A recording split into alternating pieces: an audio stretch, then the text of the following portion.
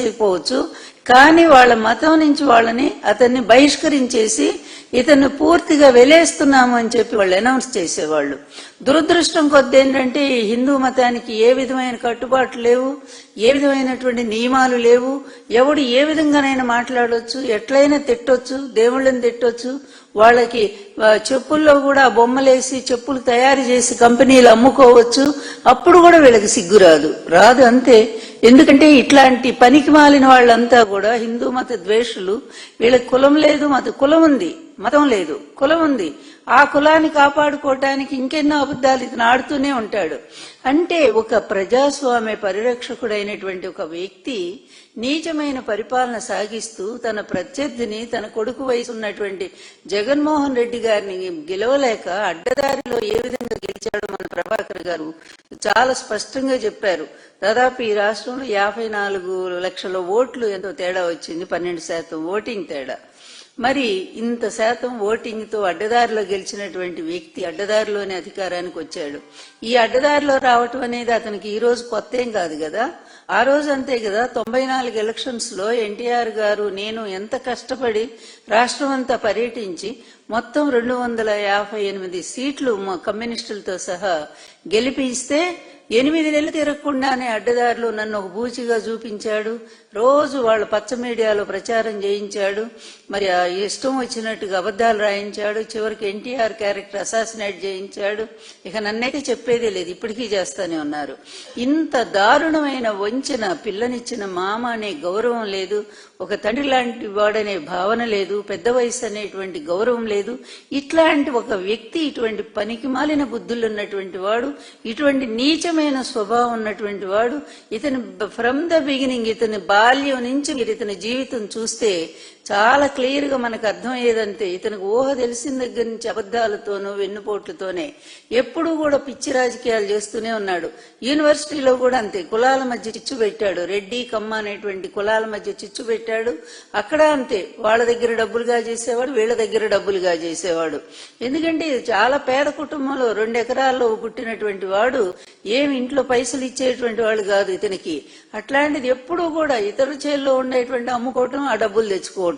ఇతని జీవితం అంతా కూడా ఇంత నీచమైన చరిత్ర ఉన్నటువంటిది, ఇంత క్షుద్రమైనటువంటి వ్యక్తి ఇతను.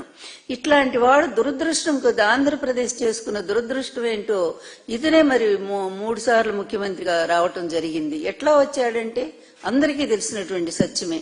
ఎన్ని అడ్డదారులు దొక్కుతాడో, అవసరానికి ఏదేన్ని ట్రంప్ కార్డుగా వాడతాడో మనం చూసాము.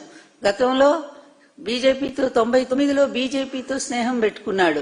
అప్పటి వరకు కూడా అతనికి మతాలు పనికిరావని చెప్పి స్టేట్మెంట్లు ఇచ్చేవాడు.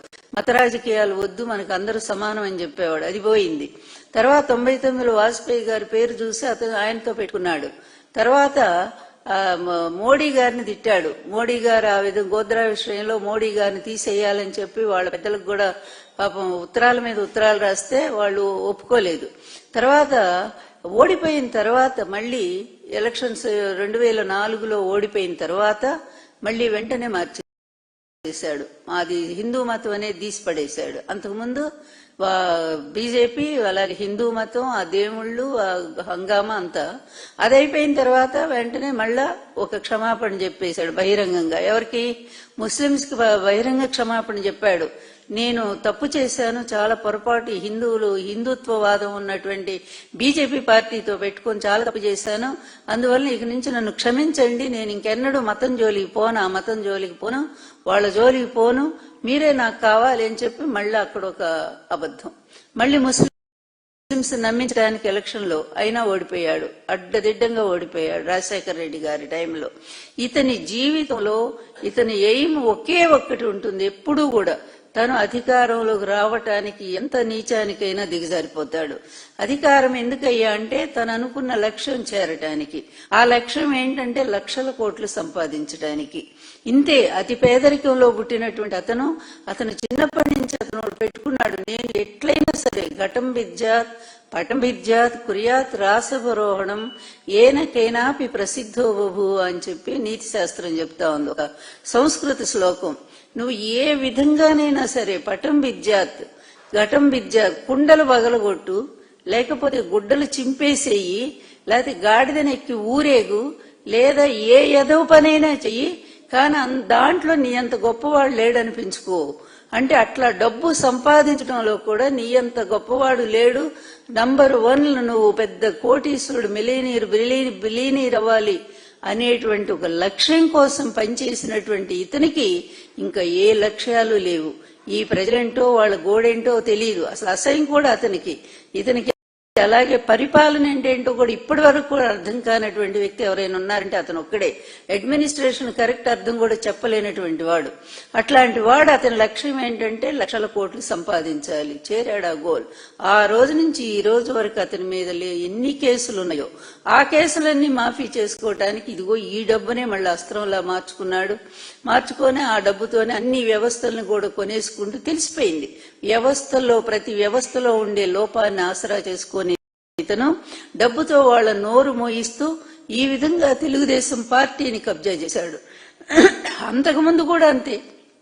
ఎన్టీఆర్ తో ఉన్నటువంటి వ్యక్తులందరినీ కూడా పథకం ప్రకారంగా బయటికి పంపించేసి నాదెళ్ల భాస్కరరావు దగ్గర నుంచి, అదేవిధంగా నల్లవో శ్రీనివాసరెడ్డి దగ్గర నుంచి, జానారెడ్డి దగ్గర నుంచి ఇంకా చాలా మంది ఉన్నారు.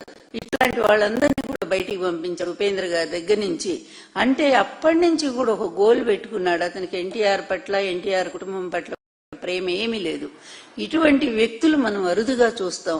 ఏ మమకారాలు లేనటువంటి వ్యక్తులు, చివరికి రాజకీయానికి భార్యను కూడా వాడుకునేటువంటి మనస్తత్వం ఉండే వ్యక్తులు ఇట్లాంటి వాళ్లే. అందువల్ల ఇతను తన గోల్ చేరాడు. నాకు తెలిసి 6 లక్షల కోట్లు సంపాదించాడు. అదేవిధంగా ఆ డబ్బు పెడుతున్నాడు. ఆ పార్టీ ఈ పార్టీ అని లేదు, అన్ని పార్టీలతో పొత్తులో ఉంటాడు. ఆ అన్ని పార్టీలు ఆ డబ్బుకు అమ్ముడు పోతూనే ఉంటారు ఇతనికి. అదేవిధంగా మళ్లీ అద్దెదారులు ఈ విధంగానే గోల్మాల్ చేసి ఈవీఎంఎల్ మళ్లీ అధికారంలోకి వస్తాడు, లూటీ చేయటం ప్రారంభిస్తాడు. ఏమన్నా ప్రజలారా ఒక్కసారి ఆలోచించండి. ఇతని హయాంలో 4 సార్లు ముఖ్యమంత్రి గెలిచినటువంటి ఇతను ఏ ఒక్క ప్రయోజనం ఇతని వల్ల శాశ్వతంగా రాష్ట్రానికి, ఉమ్మడి రాష్ట్రానికి కానీ లేకపోతే ఆంధ్ర రాష్ట్రానికి కానీ ఇతని వల్ల ఒక ప్రాజెక్ట్ వచ్చిందా, లేకపోతే ఒక చెప్పదగినటువంటి మంచి పెట్టుబడితో తీసుకొచ్చిన పెద్ద కంపెనీ వచ్చిందా, ఏదైనా ఒక ఐటీ రంగం డెవలప్ అయిందా, ఏదైనా సరే ఇతని హయాంలో ఏ ఒక్కటన్నా అయిందా? అబద్ధాలు చెప్పుకుంటూనే పోతుంటాడు. ఇతరులు చేసిన వాటన్నిటినీ కూడా తను చౌర్యం, ఆ క్రెడిట్ అంతా కూడా కొట్టేస్తానే ఉంటాడు. ఇంత నీచానికి దిగజారినటువంటి ఒక ముఖ్యమంత్రిని మరి రాష్ట్ర ప్రజలు ఈ రోజు చూస్తా ఉన్నారు. ఈ రోజు ఎప్పటి నుంచో చూస్తున్నారు, కానీ ఈ రోజు ఇంకా అర్థమవుతా ఉంది. ఈ లడ్డూ వ్యవహారం ఎప్పుడు మొదలు పెట్టాడండి? అసలు చూస్తే ఎంత గమ్మత్ అంటే ప్రతి పాపం తనే చేస్తాడు. ఆ పాపాన్ని మళ్ళా ఎదుటి వాళ్ళ మీద రుద్దుతాడు.